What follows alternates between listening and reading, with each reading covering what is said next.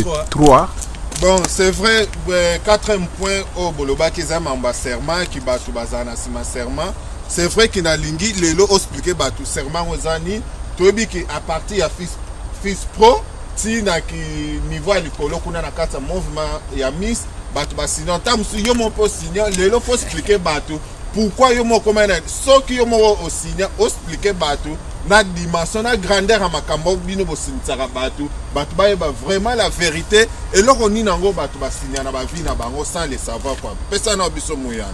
D'accord, ok, pour mes amis, si que tozo kende na oza monde baloba ba Congo baloba na Congo babi teta dioko takula mwanti. Donc c'est-à-dire de toute façon butu ateza mulai suka nango tongwetana. Donc pour na kende na l'essentiel ndengi ndeko na nga ya graki azoloba ya graki ye wana muto babi yoka balola souffle koseka. Parce qu'on a dit nga moko ya bienvenue babenga mo bienvenue. Ngamo bienvenue na loba yango makambo ya serment oyo. Bon pour na perdre de temps na otanga liboso intégralité ya yango texte yango pour nazala ngo intégralité na mobimba boyoka makambo to basala ka kuna bato bazoba baza libre. Peto ko expliquer na opesa na ba référence awo. Na opesa na ba référence na bango o ba pesa pona ko aveugler peuple na bango na kati ya mouvement entre guillemets indépendance pour ba liberté. Ba liberté spirituellement quoi que va penser ba baza libre. Donc c'est-à-dire et les gars avant d'attendre test et les gars boye muto a comme fils de pro pour ça la partir à fils de pro tina qui peut pendre aux mona muto a comme fils de pro aye liboso ya muto aza liboso na wana cause a premier pro avant dina kiti pro wana azul loboko ya gauche ya muto wana la sermenté muto aza prêter serment enfin soit disant serment aye wana atie loboko na ya gauche na se ya cuisse na ye et puis mutu wana vandi siko mutu azo prêter serment na abandi koloba maloba oyo yoka maloba yango abandi lui normalement za moi mais ngala so ba moitié poza ye yango place so ba lui ye bareza soit moi ou j'ai pour ngate na sala mutu wana ye mais normalement bandaka na moi atangi kombo na ye mutu wana donc c'est-à-dire so kombo nezali par exemple monsieur X ayabi moi monsieur X après continuer abandi siko koloba bango batiaka G mais ngazo tia il jure par l'Éternel Dieu tout-puissant créateur du ciel et de la terre et par le Saint-Esprit qui ne peut être blasphémé de garder et de porter l'évangile de Jésus-Christ jusqu'à la fin de ses jours, de garder secret tous les enseignements prophétiques acquis auprès de Wene, le roi prophète Nduku Anzambi, d'être soumis au roi prophète pour la bonne marche du ministère de la foi jusqu'au jour de sa mort et de respecter les règlements d'ordre intérieur de leur communauté et toutes les instructions qui leur sont léguées par les anciens prophètes de l'église de la foi et les rois prophètes Nduku Anzambi. Parce que Moutouanga continue à dire, s'il contrefait à ce serment, que toutes les malédictions, le plus terrible révélées dans les Écritures, tombent sur lui, sur sa famille, sur ses enfants, de génération en génération. Que dans sa maison ne manque de lépreux, de mendiants, ni de paralytiques. Au nom du Messie Jésus-Christ, l'alpha et oméga, au nom du Saint-Esprit, dont le blasphème ne peut être pardonné. Il jure en outre de ne pas suivre la voie d'Ananias et Saphira qui sont morts pour avoir voulu tromper le Saint-Esprit pour ce qui concerne les dons faits à Dieu. Après, Amen, Amen, Amen. Nase ba Amen no soumis tout à Dieu ba signature na. Parce que problème grave il y a entre les deux côtés. Simba bien parti oyo. Moutabi s'il contrefait à ce serment que toute le malédiction le plus terrible révélé dans les Écritures tombe sur lui, sur sa famille, sur ses enfants, de génération en génération. Que dans sa maison ne manque de lépreux, de mendiants, ni de paralytiques. Place Talina Kendesiko Yangoana. Alors maintenant, pour justifier l'esclavagisme, à s'auto-imposer le mikangi. C'est-à-dire que nous sommes libres, on fout mon toto. On est libre, mais nous sommes libres. C'est un maloba mikangeli. Si on peut justifier yango, ba maloba na bango ne nazoloba wana ba pesaka ba référence tala référence ya liboso oyo baza habitude ya kopesa pour la justifier buzoba to busendi wana nyonso tout référence ya liboso ba pesaka Ecclésiaste 8 verset 2 à 4 kuna na kata Ecclésiaste chapitre 8 verset 2 à 4 bazoloba makambo nini bazoloba kuna omona toujours banselement mo eza tendance po batu babanga roi na bango messi na bango bazoba babi que non Ecclésiaste 8 2 à 4 babi je te le dis respecte les ordres du roi et c'est là à cause du serment fait à Dieu. Après papa babi nasuka en effet le roi peut faire tout ce qu'il veut. Bazu le France à liboso ba bambi déjà mutuana donc c'est-à-dire ba ebisier déjà comment ndozana yo dando komiawa roi wana ko sano onyosi ye a lingi osasu le roi lobate yo rôle no kaka tosaka donc omi moumbo cheval kutu po cheval mutu sora matia ebietele momo na zuma kola boaki boaki mutu mais que yo ba réduire yo même plus que kutu que cheval référence à mi balé ba pesa ka Genèse 24 2 à 4 ba peut ce exemple ya mariage à Isaac babi Abraham fala bala moi na Isaac moi si mazu serviteur na bi zo lo bogo no tana sa kuis nanga jire ngai na kombo nzambe ko kezula moi si moi nanga moi si kaka na mboka ya bandeko nanga na tribu nanga place mususu te et puis serviteur a dit ok d'accord pour mes athées dans le salle mais ce que son gars a commis wana et que arrivé que non voilà ngaïté na salle on mais arrivé ndengwana bino aux ala quitter bazu référence wana mi balé ba pesi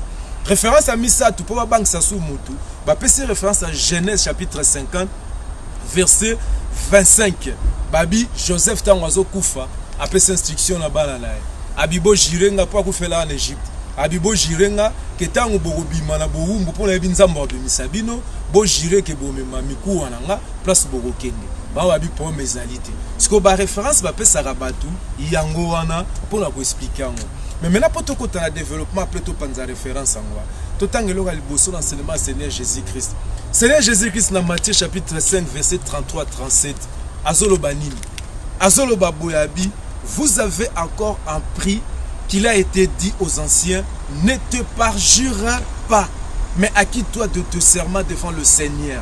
Mais moi je vous dis de ne pas jurer du tout. Ne jurer ni par le ciel, car c'est le trône de Dieu, ni par la terre, car elle est l'endroit où il pose ses pieds, ni par Jérusalem, car c'est la ville du grand roi.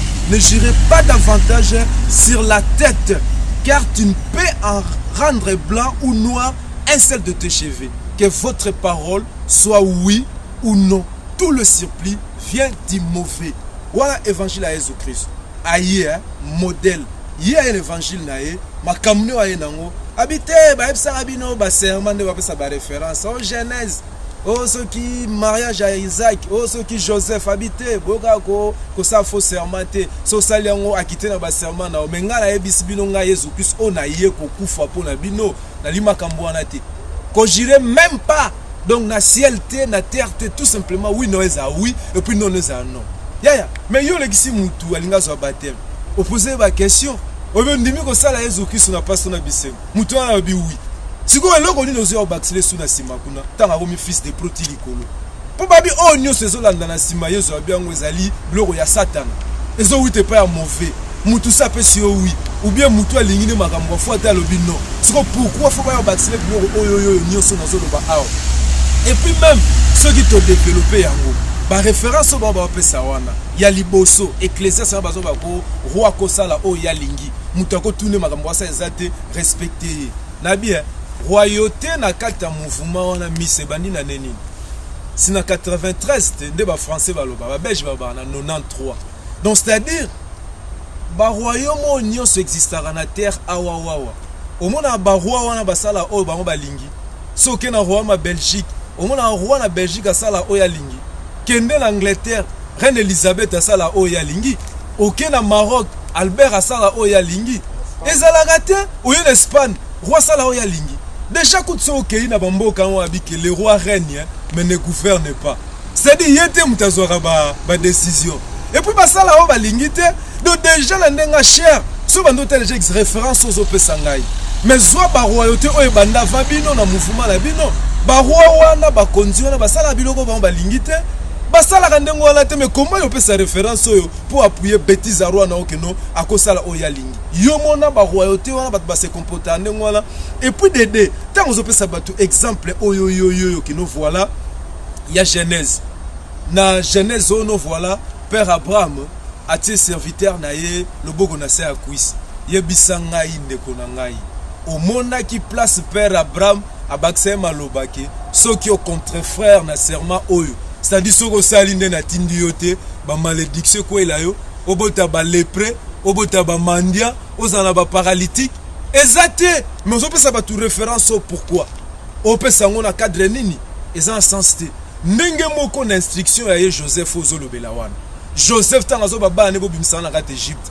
Est-ce que moni place alobi na bango question ki bosali ndenge wana te ma malédiction ko ela bino ezalité siko yo biloko yo zolobana pourtant ozopesa référence mais la kisana malobo yo bakisi na sima c'est-à-dire ozui extrait de balobaka okoti bat na extrait ya eloko moko boye après okati po appuyer bêtise na yo et puis muta appuyer ba bêtise wana mais c'est lukaya ki ozomona po ya mitande ti chérubin de séraphin on doit witana et pas dire le père siko yé séraphin quoi nde ozoloba wana donc après ça ba n'importe quoi wana et ça te maloba nezo witawa.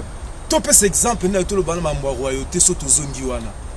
Premier roi ya Israël, ezaki Saoul, ce qui réellement roi akosala o ya lingi. Aza souverain. Pourquoi na guerre ba Amalécite, prophète Samuel a yaki ko blâmer. Pas à roi. Akosa o ya lingi, si réellement référence na o ezo cadré, fallait pas ba blâmer, fallait même pas nzamba rejeter. Pas yaki sous prétexte yo ka droit na non, ako se permettre tout. Mais pourquoi ba blâmer qui? Deuxième roi où a succédé, roi David, il n'est pas blâmé, le prophète Nathan, mais ce que vous qui ont droit à quoi ça a lingi, à ça souverain, moutako tout n'a été. Oh monsieur c'est un contexte pourquoi blâmer David, pourquoi faut la punition pour y avoir la deuxième roi. Donc déjà premier roi sur l'exemple non Saoul, ba blâmer pour te dire qu'azaki souveraineté à quoi ça ne oya lingi, c'est faux. Deuxième roi c'est pareil. Nemo sozi ba royauté nyo seza na mukili. Oye ba avant royaume ya mouvement wana ba batuke baza libre mais baza liberté. Makambo wana ezalaka te. Ba roi wana ba se comporter ndenge wana te.